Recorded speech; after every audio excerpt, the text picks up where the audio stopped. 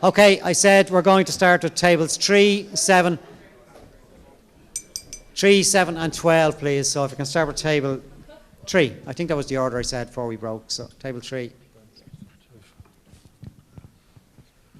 With all your experiences throughout your years and careers, what is the biggest challenge, in your opinion, to the implementation of a preventive policy? Thank you, and thanks for standing up. If I can just ask each of the tables just to stand up as you pose to questions. So the greatest challenge to prevention, I'll come back to that to the panel. Table 7. Hi, this one was for Catherine, but for the panel in general. How can we destigmatise drug use with our current health-led approach that is currently criminalised by our society? Just 1 second now, good question. Okay, and table 12. Good morning, everyone, or good afternoon. Quick question for the Chief Medical Officer, Breda Smith. Breda, can you tell us how much money is allocated in relation to drugs, in relation to charities, and in relation to mental health services, because they're both linked? And also, very cheekily, can we ask the question then, in relation to if there was one national body, would that work where there's splinter groups out from the current people that are working on the daily basis there? Because what we've heard for the last number of months is that people don't know where to go when they need the service and they need the help. So there's obviously something there. Okay. So it's really about a funding issue. How much money is allocated, and both for mental health and for drug services and charities in the country at the minute. Thanks very much. Just if I can, and really can feel free to comment, but on the first question around the allocation and the funds and the money, we do have Jim Walsh from the department in here tomorrow to specifically present on that. So if you don't have that to hand, we'll cover that tomorrow, Breda. So just on the first question, the greatest challenge to prevention, and it was kind of one that will fit across the panel. So maybe can I go to Catherine first, just briefly? Yeah, happy to talk about that. Thank you. If you look at all of the other policies, for example, the needle exchange, same-sex marriage, I think the citizens weren't ready, and when we were ready, then those policies were brought in. So I think there was fear, we weren't ready as a community, but I think we are now ready. So in my opinion, from the research, it was fear and not being ready, and I suppose fear of doing harm. But from my research, we need to bring prevention in earlier. So from looking at 11 years of emergency department data on young people going into emergency departments, they were all, initiating alcohol and drug use at a much younger age than when we're initiating the prevention. So we need to bring it in earlier. That's my opinion. You obviously made a strong message around prevention in terms of public health. Any comment? Yeah, I absolutely agree. Within prevention, and I know I didn't get to go through the slides with you because I was very, very aware of Paul's bell. So, but within that, primary prevention is a really key element of that, and that is the health education and health promotion. But like that, the effectiveness of primary prevention is ensuring that your materials are bespoke to the population that you're delivering it to. So like that, they have started a program, but it hasn't been scaled, and the priority is to scale it in national schools, and that's a program called Know the Score. There's also there's also a program in so that's in schools. There's also a program being commenced now in colleges called eShield, which introduces an app called My Use, and it signposts people to information that's appropriate to the questions that they're asking, but also signposting to services and support networks. But also we have to recognise that there are people that also use drugs in our society that actually don't speak English, because we've lots of non-English speaking people. So it's really important that all of our materials within our prevention programme are translated and that they're culturally appropriate for all the populations that are in our population that are using drugs. And that's to prevent the initiation of drug use. But likewise, it's really important that secondary prevention is also easily accessible. And actually, I'll come to that really with regards to some of the answer to the next question that has been posed. Thanks, Breda. Mary, again, some of the greatest challenges to prevention, greatest barriers. Any comments? Yes, it's a very good question. I think a lot of the mental health and drug, we're a bit late coming to the game in terms of prevention. I think the oncologists, as Breda said, have been way ahead of us in terms of let's find the risk factors and reduce them. Heart disease, for years, rather than just focusing on better heart transplants and stents, cardiologists decided to get out there and get the population to, reduce their blood pressure, reduce their cholesterol, and that's made the difference. We just haven't, mental health somehow hasn't had that perspective. Maybe, as I was saying, we need more of a mental health to be integrated with public health a bit more. And the other thing I think is lacking is, and someone mentioned this morning, the lack of a clear body, perhaps with oversight for the public health messaging in terms of issues like this. There seems to be like one campaign for tobacco, which is very good, and then alcohol, but we're lacking a coherent message when it comes to drugs. I'm not entirely sure why, but I think that would be really, really helpful. No, thanks, Ian. Dennis, do you want to make any comment on your experience? The challenges, well, I'd actually challenge you to challenge the relevant ministers. Finance, health and education. And I'll deal with each of those. And justice? I'm going to leave that for a little while. Because too often we actually think that law solves everything. Laws can be very good. You've now diverted me on to justice. But actually, it's the underlying problems. Laws can actually complicate things. Laws can backfire. Laws can distract. You actually go back to the primary. So let me go the first to the finance. As you've probably been hearing, you can come up with whatever recommendations you want. But if the resources are not there, your recommendations will go the way of every other report and every other recommendation. So resources. And in order to identify the resources, you have to go back to find out what are the risks. And that's why I said, and I was waiting for somebody to say, hold on, you're being very gender-based. You said young men under 35. And the reason for that is to challenge you. Identify what is the biggest number of people at risk. And if it were young women under 35, then you go for that. So you put resources where they're needed.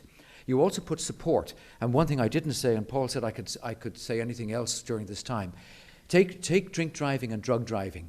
Yes, we've got to bring people before the courts to actually prevent them, hopefully, on the road danger themselves. But there's a small number of those people, and as a doctor, I want to see also medical and psychological rehab programs for the small number of drivers who have drink and drug addiction.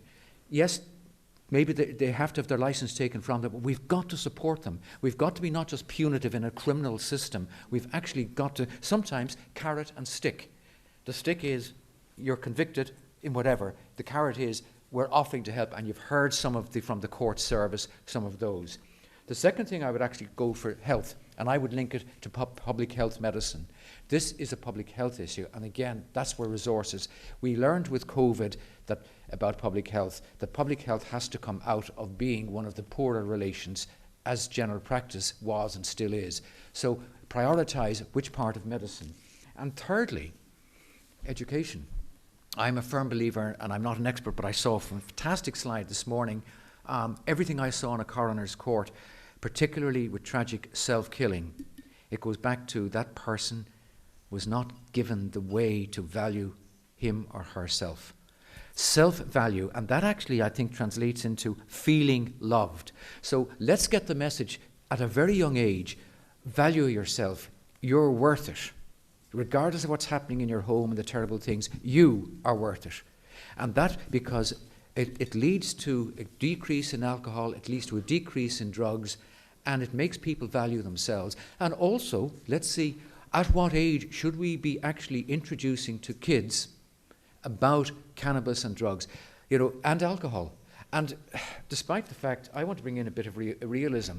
You talk about the challenges for drugs. People are saying we have programs for alcohol. Is there anybody here who really believes that we have got on top of the alcohol problem? We have policies, we've central committees, we've recommendations, we've the Royal College of this, that and the other. We pour money into it. So let's not fool ourselves. We've got to fight hard with recommendations for money, resources, education, support. But it's going to be a long road, a long, long road. Okay, so Dennis. they're the challenges. No, very good.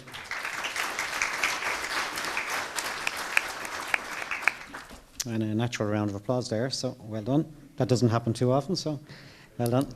If I can go to table 7, had a good question, and it was posed for Catherine, but I'll call some other panellists as well. And it was how do we start to try to destigmatise, and I'm trying to rephrase or paraphrase, with a health-led approach that we currently have in play that can lead to criminalisation. We done okay? Thank you. So, Catherine, do you want to go first? Thank you. Great question, table 7. Thank you for that. I mean, if you take a look at that case story of Patricia, she was stigmatised, but she wouldn't be now. You know, so she was in a same-sex relationship, she had a baby young, and so forth. So society has developed. We have broadened our mind, we have more education. So I think in terms of stigma, it's about not tolerating stigmatising language. I mean, it really bothers me when I see words, you know, that define people by drug use rather than by people. Like, I don't even like saying them, so I'm not going to say them. We need to say these are people who use drugs. All right. One of my family has cancer at the moment. We don't say she's a cancerous, do we? That would be so offensive. She's a person who has cancer. All right. So we need to watch our language. I'll come back. Pardon? It's not illegal to have cancer. No, it's not. No, it's not. No. Yeah, that's the point I was trying to bring up. Sorry to interrupt By you. accepting. I read a really good paper during the week where it said we all accept that substance use is a societal problem. You know, lack of education, deprivation, you know, intergenerational, but we put all the blame on the individual.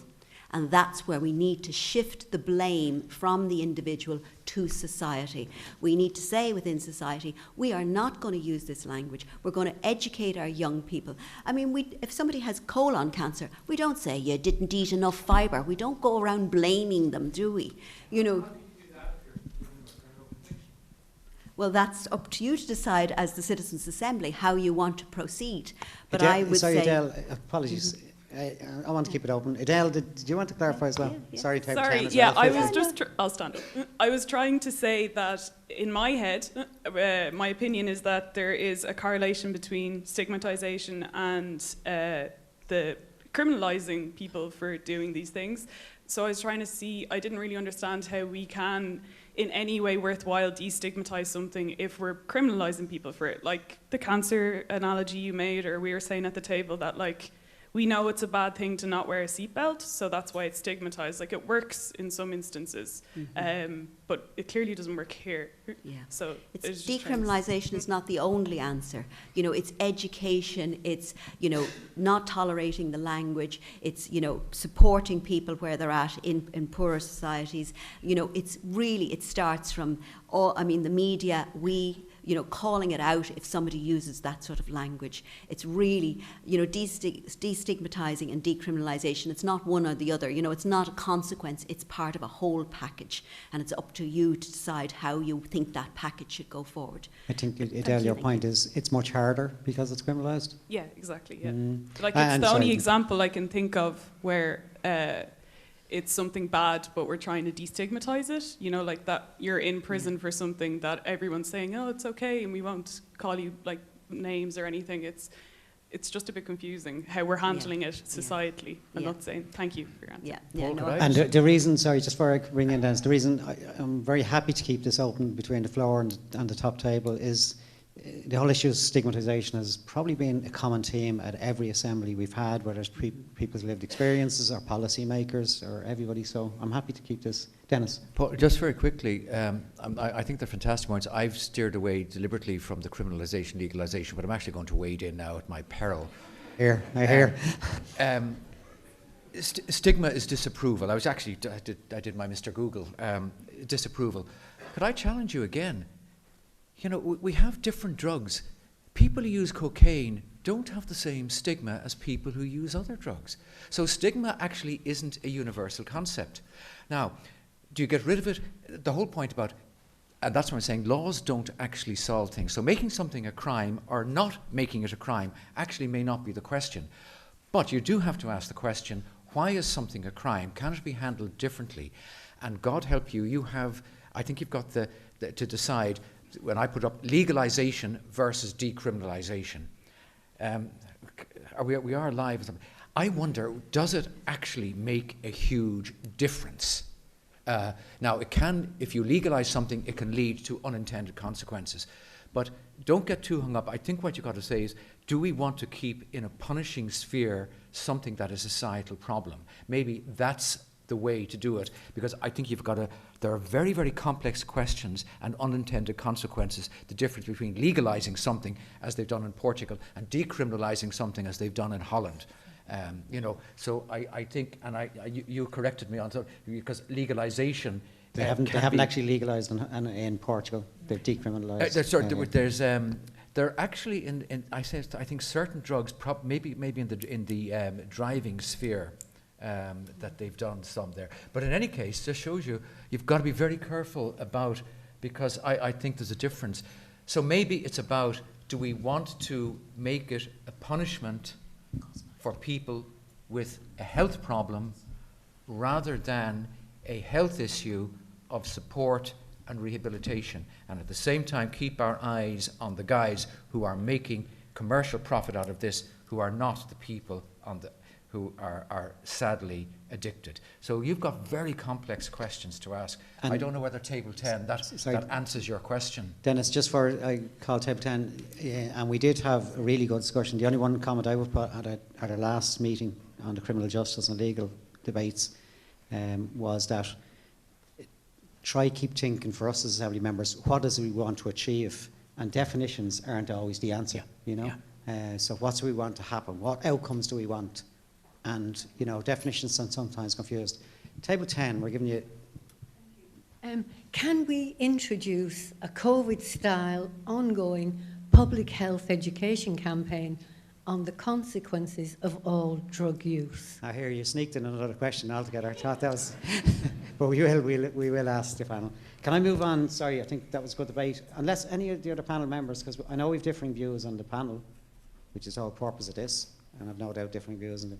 Any other panellists want to make any comment of this issue of stigmatisation while there's a criminalisation aspect to it? Yes, I tend to agree with Catherine. And really, we're conflating two things that aren't actually need to be conflated. This, I don't know if you're interested. This green badge I'm wearing today. This is the Sea Change campaign. It runs for the whole of September. This is the last day of September, so I thought I'd wear it. It's about destigmatising mental illness. Now, no one's saying mental illness is illegal or a crime. There's huge stigma attached to mental illness. So I think you know, we just need to be careful about making too simple kind of solutions where things are actually more complex than that. Okay, Table 10, I was going to come to you next in terms of a question as well, so, and indeed Table 4, I think they're the last two. We have to, but I'm just going to sweep up a few other ones that came through we wouldn't have addressed. A question came up around from Table 12 of the one national body or oversight. You know, would that help? Is that missing in terms of oversight of the issues, complex issues related to drugs? Rita, do you want to take that one first? So I think that we actually are in a very fortunate position at the moment, because we're in a position of reform with the health system, with Sláinte Care. So we are in a position whereby there is going to be reorganisation of our regional health areas into regional health authorities. And with that, there's going to be a greater emphasis really with regards to integration across the services. So this is, I suppose this is what is the design that has been put forward with regards to all of our health services, and it's going to be very important that our drug treatment services are part of that.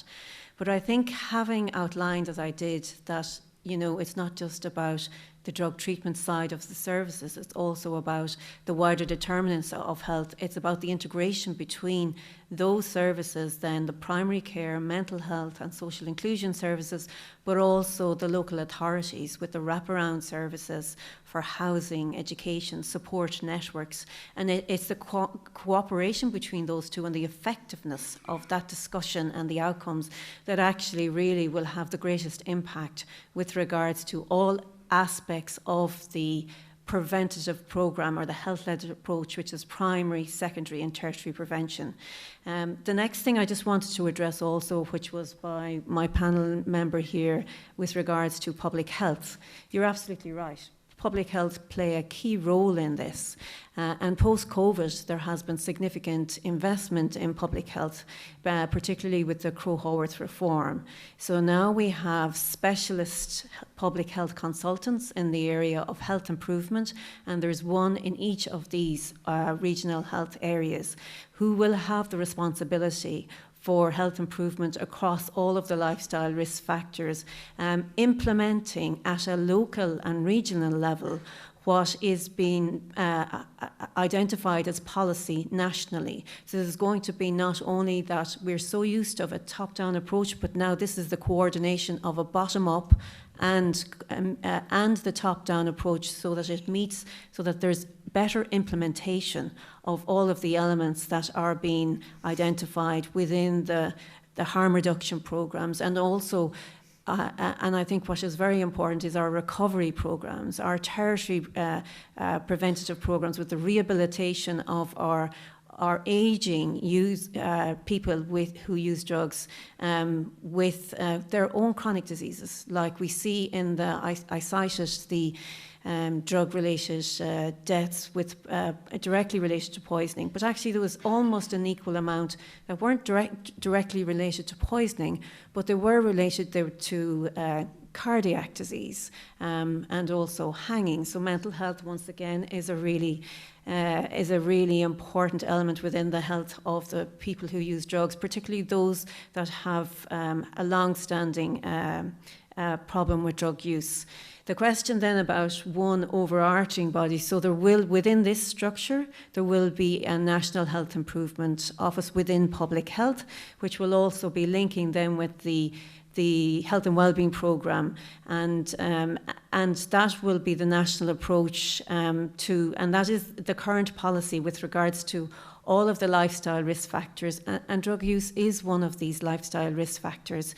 But I do agree that there has to be increased emphasis and increasing the support through the public health network in each particular region, and they will all be networked.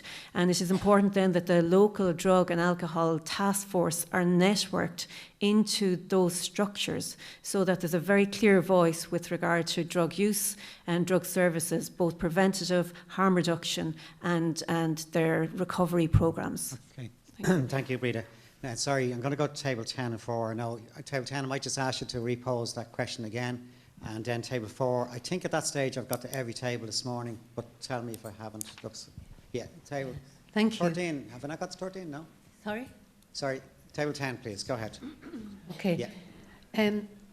Can we introduce a COVID-style ongoing public health education campaign on the consequences of all drug use? Thank you. Very clear question. Thank you. Table 4, and I know table 13 might want to make a comment. I'll come back to you. Table 4. Well, I've been nominated to ask this question. So, when drug use is decriminalized, drug use goes up. So, where do these people come from? Are they people who didn't use before, or are people now just being more honest about their use?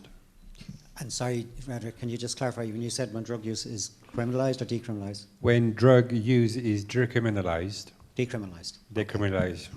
Drug use is up. Okay.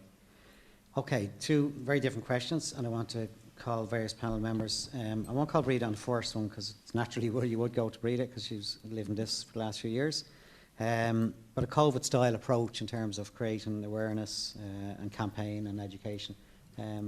Mary, maybe first.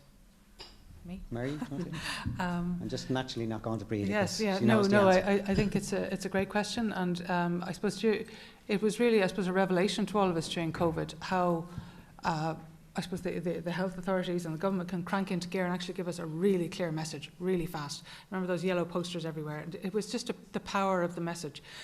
It's not that simple with drug use, and as you know, you go around the room here, you'll get different opinions from everybody, and I think that means the government or the public health authorities are a little tentative about giving a message because I suppose in some ways they don't want to upset people too much about it. But the one thing we could give a clear message about is harms of drug use. I think that is somewhere where we're on solid ground. There's a lot of evidence now. So and for years the other issue we have to remember is the power of lobbyists and the power of industry. This has prevented for many years. I mean, you mentioned about the alcohol, Dennis. The reason the clear messages about alcohol haven't got out is the sheer power of the industry. I mean, this has been working against it for years and years. As soon as you get an addictive substance and an industry together, it's like rocket fuel. And this whole thing takes off, and it's very hard for public health to rein that back in. So we need to be very careful there. It took years with tobacco, and we're finally getting on top of it. Catherine? Thank you. It's a great question. I mean, I would love to see something like that, but I wouldn't focus on the harms or on the consequences. I would focus on the positives. We all know young people are going to experiment, and so we have to give them information, and harm reduction we know works. So giving positive messages. We know from the research that if children are in a positive school environment, if they have destigmatisation, if they have access to sporting facilities, and one thing we did pick up on was if they enjoy reading, believe it or not, they all protect against early introduction of alcohol and drug use. So I would love to see absolutely a COVID-type positive reinforcement of this is what, yes, there are harms, but here's how you can reduce the harm and protect yourself. And we know that, like if my daughter is going to Australia next week and she said to me, I'm going to go for a bungee jump, and I'm going, oh my God, how am I going to stop her? I'm not going to say your eyes, retinas are going to be detached. She's still going to do the bungee jump. You know what I mean? All I said to her is, well, just come back in one piece. Young people, are going to experiment. We need to give they're educated, 6-year-olds. They know what's going on in home. Let's give them credibility. Young people know. Start young, positive messages. Protect them. Well done. Well done. Thank you. Dennis, briefly. Yeah, I think it's a great question, but COVID in 15 seconds, 2 meters, mask, vaccine. Very straight message. One virus, SARS-CoV-2. Drugs, cannabis, one group. Cocaine, different effects. Heroin, codeine, over-the-counter, people taking it because they get addicted through backache and other aches and pains. Fentanyl, we may see. So whilst it's great, I think it is going to be more difficult to get a focused message. And quite rightly, alcohol, you would think, one drug, but we're still not on top of it. So education campaign is fantastic, but it is going to take, I think, a lot more nuanced message. And maybe the message has to be, look, these things are harmful, but it hasn't worked with alcohol. So we have to think and target. And correcting myself, Canada was what I was thinking of in legalisation. They legalised the use of cannabis a few years ago. I'm still waiting on a number of spheres to see what have they done, how have they got their message. And it hasn't quite worked out in the way expected. So I think maybe you've had talks, where have other countries gone with education and public education campaigns, and maybe it's already been done. I'd love to know. Thanks, Dennis. Breda, briefly, just a comment on this COVID-style approach. I want to get back to table 4 and table 13 for a comment. Thanks very much. I think it's great the way that COVID has recognised that health education works, and I think that that's one real powerful message from a very traumatic experience we all had during the last 3 years. In trying to build on what we know now, and it has reinforced the knowledge, people's knowledge of preventative messages. I would have to agree that it's not one simple message. I think that each drug has different harms, so it has to be tailored to the needs of the of what the message you're trying to give. But what is really important, and I think it also has been raised by the panel earlier, that you meet people where they are, that you send a clear message in clear language to social media, because that's where a lot of the younger people are, and that's where a lot of the problem drug use is also. That you translate it in a way, and also in visuals, in the language that's used, animations, in the way, through their student networks, through their social networks, so that it's accessible, because the principles of effective health promotion is the settings, so that it is, you don't have to go to look for it, but it's actually reminding you. And because behaviour change is difficult, you know, it is difficult, we all have to be reinforced. You know, are we always washing our hands 10 times a day now? No, we're not, because we've kind of moved on. But so that message has to be reinforced again for winter. You know, so just the simple human behaviours, they're very difficult to maintain and reinforce all the time.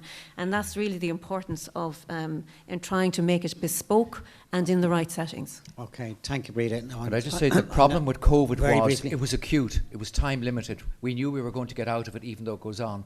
Drugs is going to be a lifelong societal battle. I must say, when I was in it, I never knew when we were going to get out of it. Anyway, look, just on table 4, and I'll probably just go 2 panellists on this one because we're eating into your time at the table. The issue, it's been presented here previously that decriminalising drug use leads to increased use, and the question I think Frederick Verpo's right is that fact, or is it just that people are more prone to admit? Yeah, Catherine, I was going to go to yourself and Mary, and then... Thank you. Yeah, I want to come in here. The European Monitoring Centre have done a very good paper on this, and they have looked at different legal systems, legalisation, decriminalisation, prohibition, and so forth. And they have found no difference between any of them, no change, so no pattern of change. So I would actually I would question that assumption that decriminalisation increases drug use, or prohibition decreases drug use, or legalisation decreases or increases. They have actually found no pattern. And I actually have the little graph in my head because I was trained in mathematics, and it's a great little graph if you want to look it up. They've looked at them all. It doesn't actually affect drug use in any pattern. I'm sure we might have differing views. Anybody else? It's not Mary? my view. No, it's no, numbers. fine, absolutely. It's not my Mary? view. Yeah. No, I'm aware of that data, and it is very interesting. I suppose the only caveat I'd have to that is that it conflates all age groups, that particular data, and there has been analyses carried out just looking at young people, at adolescents, and they're showing that actually it does have an effect. That the more lenient the legal framework, the more likely it is drug use will increase in the young. Okay, and just for, again, so everybody has the evidence or the information, we'll get that report. Brendan Hughes from the MCDDA presented it the last meeting we had, but we'll get that report so everybody can read it. Can I just go to table 13? I think, Brian, somebody down there wants to make a comment. Not sure if it's related to this or anything. Hi, our question is actually just based on the drug driving testing methods for Dennis, please. We have a document in the resource area called Cannabis Laws in Europe, Questions and Answers for Policy Making, and it states that a sobriety test alone, which is our current method, would effectively create a system of prosecuting anyone who is detected driving after any consumption, small or large, in many cases many days later. We know blood is a bad marker for THC, as THC stays in the blood for a minimum of 30 days and in saliva for 3 days or so. So currently in Ireland you can be convicted of drug driving for having any amount of cannabis in your system regardless of impairment or intoxication. So would we be better looking at a field impairment test, which I know some other countries are looking at as well, pupil reaction Romberg test, the walk and turn test, etc., to assess actual impairment or intoxication? So table 13 win the prize for the longest question of the session so far since April. Dennis, this is May get yours. the prize for the longest answer. No, please don't. Very, very complex question. I have to correct you on a number of things. First of all, sobriety testing is part of field impairment testing. We already have it. The 2010 Act, we actually have impairment testing. It's not been widely used. We have the pupillary, the Romberg, and so on. What we're talking about is actual levels. THC in blood is actually a very good marker of recent use. Yes, there are some physiological, for people who use it on a long-term basis, it can stay in the blood longer. The same, though, may be said of alcohol. People say they've driven the day before and they still have levels over 50 or 20. So it's a I think you've raised some very, very good and complex questions. But to say that that blood is a bad marker for THC is not entirely correct. There's actually a paper that I'm quite happy to share with. I haven't brought it with me in case someone did bring it up. But the whole point about it is we're trying to actually save lives. We're not prosecuting people until evidence. And the levels set out, in fact, in the annual report, just as with alcohol, the majority of people were way over. The mean was, for blood alcohol, was 160. The limit for ordinary driver is 50. In terms of cannabis, THC acid, it was between 5 and 20 times the level. So it's not just people at the lower limit. Similarly with cocaine and benzylagonine, they were multiples. So it's a very complex question. It's very good. And my biggest nightmare is always that a person who should not be prosecuted on the evidence is prosecuted, loses their license, maybe their livelihood. But we could spend a day talking about that. But let's not lose sight of the message. These drugs impair driving. There is always a compromise. For example, even when we set the alcohol limits, as you know, it was 2 or 3 pints were okay. Now we know, in fact, impairment starts certainly in around the 20 and above, and certainly by 50.